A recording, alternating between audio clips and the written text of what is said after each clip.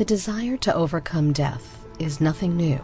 The Epic of Gilgamesh, the first recorded story of human history, accounts on clay tablets a mythical king's quest for immortality. 4,000 years later, humans are still searching for immortality. With the modernization of healthcare encouraged by biotechnology and computer science, remarkable gains have been made in extending human lifespans. A child born today can expect to live more than 3 times longer than in the time of Gilgamesh.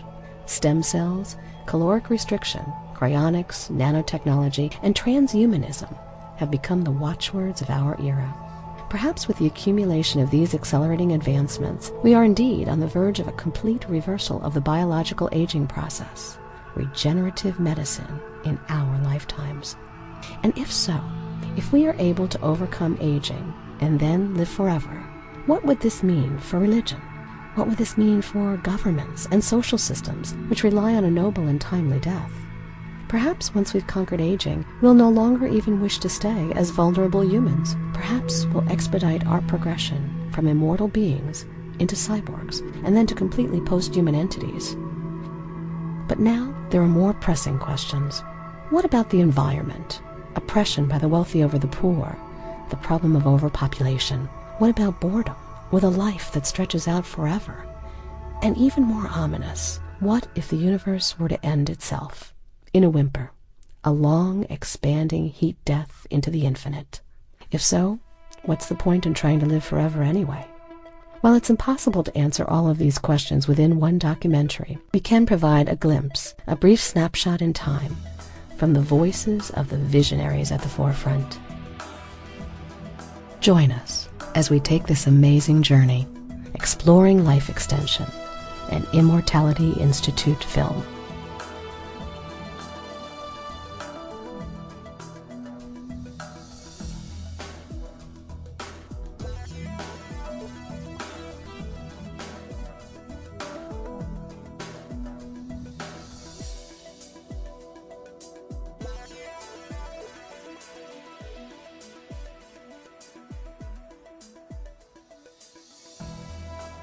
I think that there's a lot of things that I want to do, and I don't think I would ever get bored.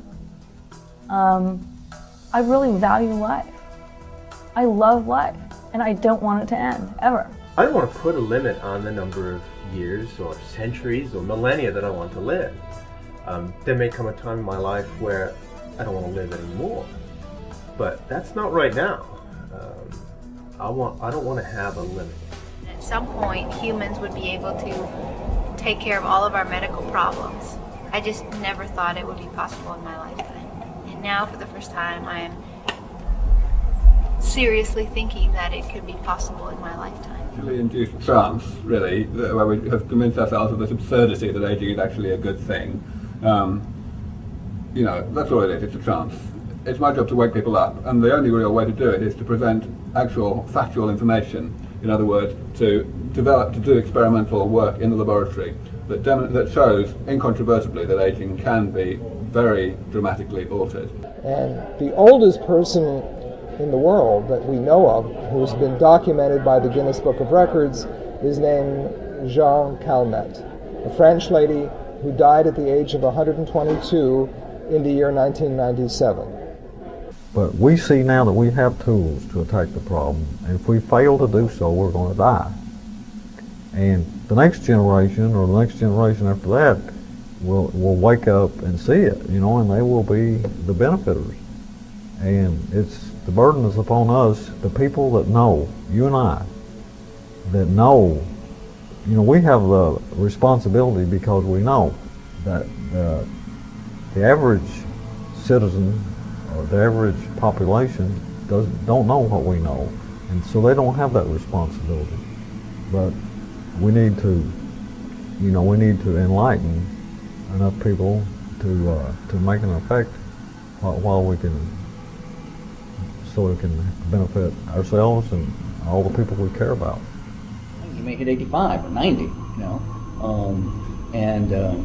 you know, if we push everyone out to that level, well, let's see, you know, I'm 48 now, you know, if I can get to 80, you know, that's another 30 years. That pushes me to 2034.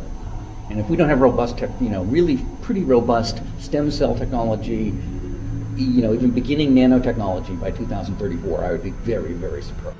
Yeah, I love to live, and I want to live more, and I don't think there's anything else after that. So this is my motivation for working on aging research. Yes, where technology has an interface with your body, with the human body. We've got stents in our hearts. We take all these things for granted. Contact lenses now we're implanting contact lenses and doing laser surgery. These are all things that seemed real radical at one time. Like you said, heart pacemakers and now artificial hearts. They just become at first big news, second something that everybody wants if they need them, and third something that everybody takes for granted once they get them or once everybody else had them for a while.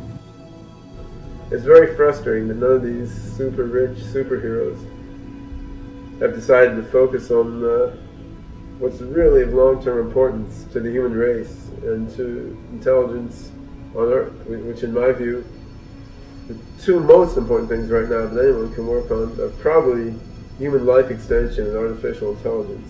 Like I tend to think that like this century is like the gateway century. By that I mean like we will either destroy ourselves this century or we will attain immortality. It's the rational part of my mind against the part of my mind that truly wants to believe in an afterlife, to know that if there's nothing afterwards, what does that mean for me? And it makes it worth, that doubt makes it worth doing everything I can to make sure that I and others who are unsure have an opportunity to live as long as possible. And if we can live just enough, just make it long enough, I believe that technology will advance enough to where some few lucky of us will never have to die.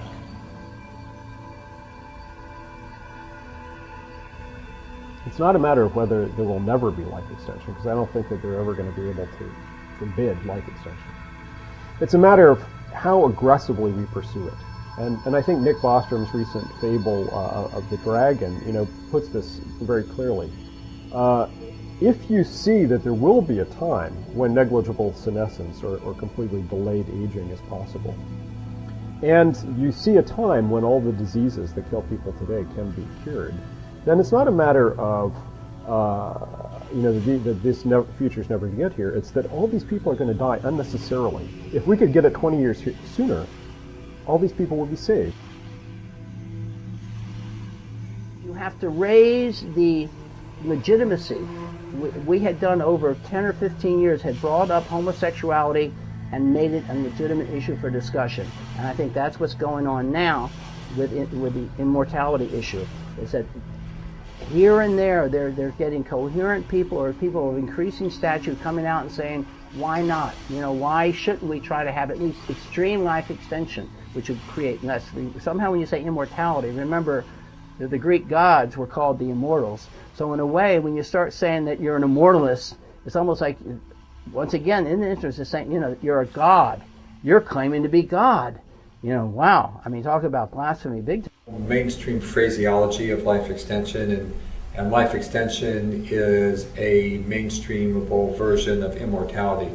Immortality is just not polite in mixed company to use that word, because it evokes to people either anti-godliness or it evokes to people a kind of a bravado or hubris that one thinks that they are a god.